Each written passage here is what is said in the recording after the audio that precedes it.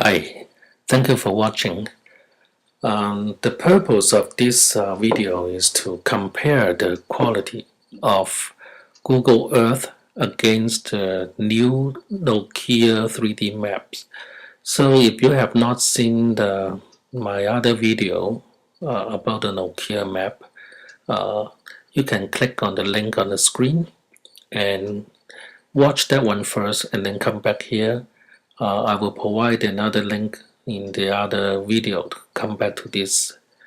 So you can see that I'm playing Google Earth 6.0 with the 3D building feature turned on, and you can see the building they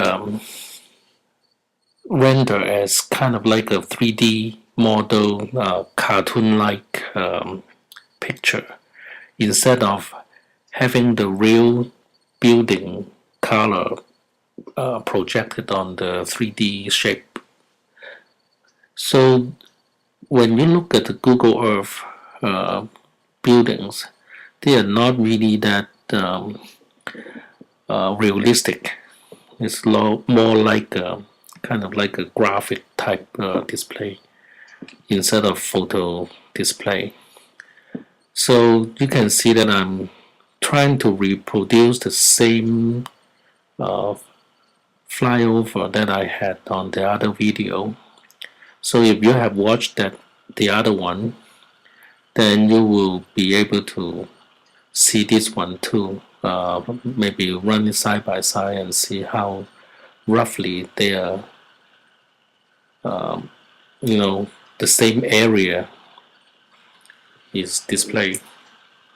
So this part is flying over Manhattan of New York City, and this one I think is the USS Intrepid Museum, which is an air museum that have fighter jet put on the deck of aircraft carrier, and you can also see there's Concorde sitting on the pier.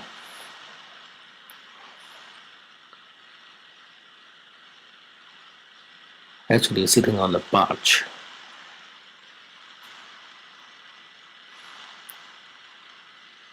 So I zoom out again and then zoom back into the United Nations headquarters.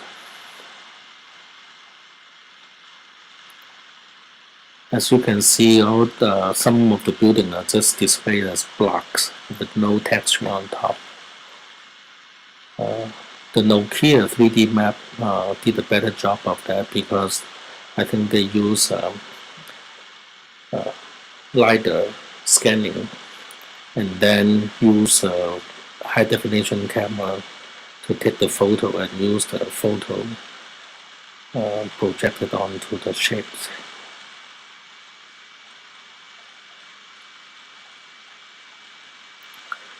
Now I just flew to Las Vegas, and you can notice that the navigation of the map is really hard to do. It was much easier to use the Nokia map. Google Earth is very hard to get to where I want to. You can tilt to a different view angle, but then it changes your altitude. So when you go further down, then you can come up again. It's very, I just haven't figured out how to operate that thing. And this is flying over the strip of Las Vegas.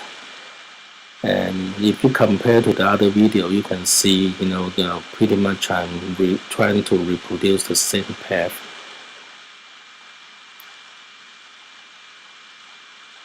And this is the north side of Las Vegas, and you can actually see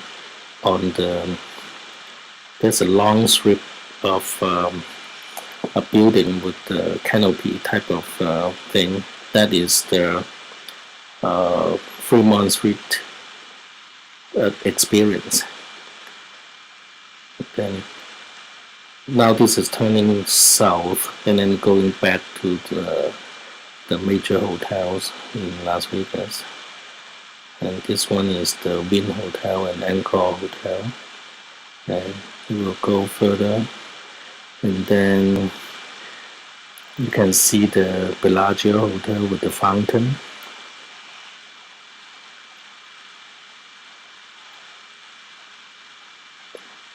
And this one is the city center with condos and hotels, convention center and everything. I think this is the latest construction in Las Vegas. And jump back to the airport. And then I will jump all the way to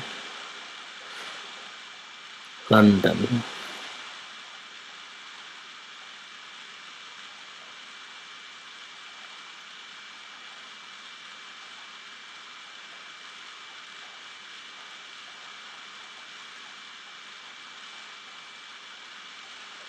The difference in Google Earth is that when you click on a certain building, the building is kind of highlighted, and it will actually show a kind of like a talk bubble to show the detail of the building.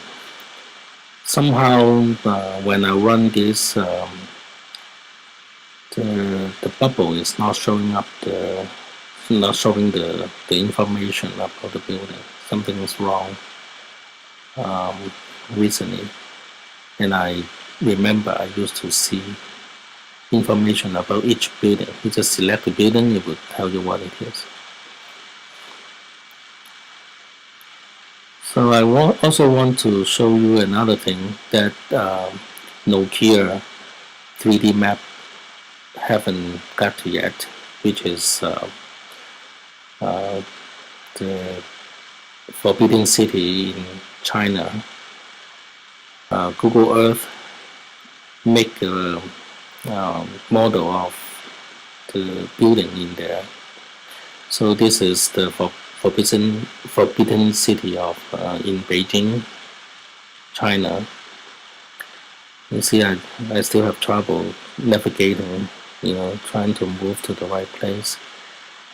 Because if I'm not in the right place and I change my view angle, I will be looking elsewhere because I'm way up high in the sky. So I kind of have to tilt to a different angle and zoom in and zoom out, and it's so much trouble. So this is the buildings in the Forbidden City. You can see that a lot of the area, they are just satellite picture, flat picture on the ground, and the building are actually created by human. I think they use software called SketchUp or something like that to create a model.